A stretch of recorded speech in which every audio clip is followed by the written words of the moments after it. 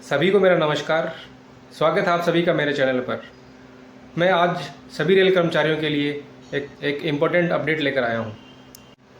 जैसा कि हम सभी जानते हैं, भारतीय रेलवे में अलग अलग डिपार्टमेंट हैं और उन सभी डिपार्टमेंट का काम भी अलग अलग है। इन्हीं में से कुछ डिपार्टमेंट का काम बहुत ही जोखिम भरा है, जिसमें कर्मचारी की जान भी जा सकती है और कर्मचारी परमानेंट डिसेबल भी हो सकता है। ईश्वर ना करे कि किसी भी कर्मचारी के साथ इस प्रकार की दुर्घटना घटे जिसके कारण कर्मचारी और उसके परिवार को मुश्किलों का सामना करना पड़े। जैसा कि आपने थंबनेल में देखा होगा, 1 करोड़ का टर्म प्लान, वो भी बिल्कुल फ्री। जिस प्लान के बारे में बात करना चाह रहा हूँ वह प्लान है रेलवे का RSP plan, railway salary plan. तो चलिए डिस्कस करते हैं इस प्लान के बारे में।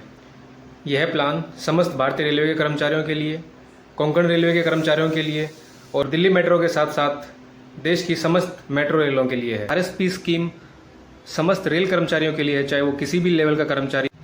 इस प्लान को रेलवे कर्मचारियों की सैलरी के हिसाब से अलग अलग कैटेगरीज में बांटा गया है, जैसे सिल्वर, गोल्ड, डायमंड या प्लेटिनम। RSP पैकेज एक रेल कर्मचारी की 60 साल की उम्र तक उसे आफ्टर डेथ या परमानेंट डिसेबिलिटी के केस में 1 करोड़ रुपए की आर्थिक सहायता प्रदान की जाती है।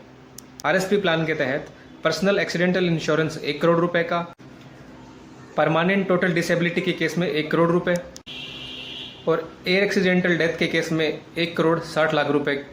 इस प्लान में एनरोल करने के लिए किसी भी रेलकर्मी को किसी भी प्रकार की कोई भी फीस नहीं देनी पड़ती है। RSP प्लान में एनरोल करने के लिए सिंपल सी शर्त यह है कि संबंधित बैंक में आपका सैलरी अकाउंट होना चाहिए और आपकी सैलरी भी सेम उसी अकाउंट में क्रेडिट होनी चाहिए। अब बात करते हैं कैसे पता चले जो आपका बैंक अकाउंट है और सैलरी अकाउंट है वो RSP पैकेज से जुड़ा है या नहीं जुड़ा।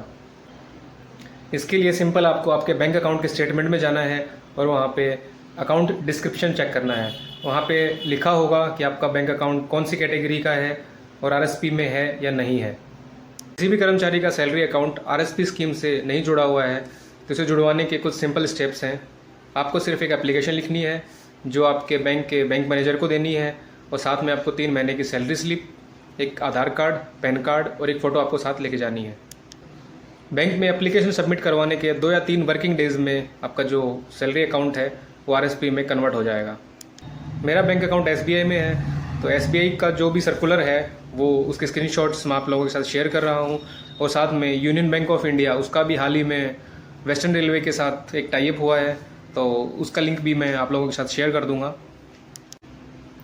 इस स्कीम में एनरोल करवाने के बाद आपको एक वीज़ा डेबिट कार्ड मिलता है, उसके ऊपर भी 10 लाख रुपए का डेथ क्लेम मिलता है जो NPCI के द्वारा दिया जाता है।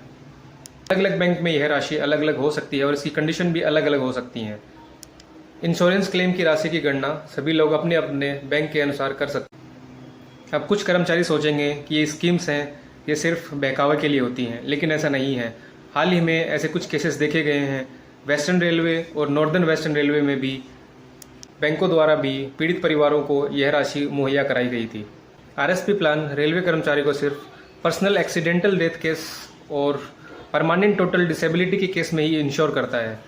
तो इसके साथ ही आप सभी लोग अलग से भी अपना टर्म इंश्योरेंस ले सकते हैं, जो आपके लिए और आपकी फैमिली के लिए बहुत ही महत्वपूर्ण साबित हो सकता है। मेरे द्वारा शेयर की गई जानकारी आप लोगों को कैसी लगी? इस वीडियो को ज़्यादा से ज़्यादा रेल कर्मचारियों के साथ शेयर करें ताकि अधिक से अधिक रेल कर्मचारी इस योजना का लाभ उठा सकें। आई होप यह वीडियो आप लोगों के लिए हेल्पफुल रही होगी। आगे भी मैं इसी प्रकार की इन्फॉर्मेटिव वीडियोज़ लाने का प्रयास करता रहूँगा।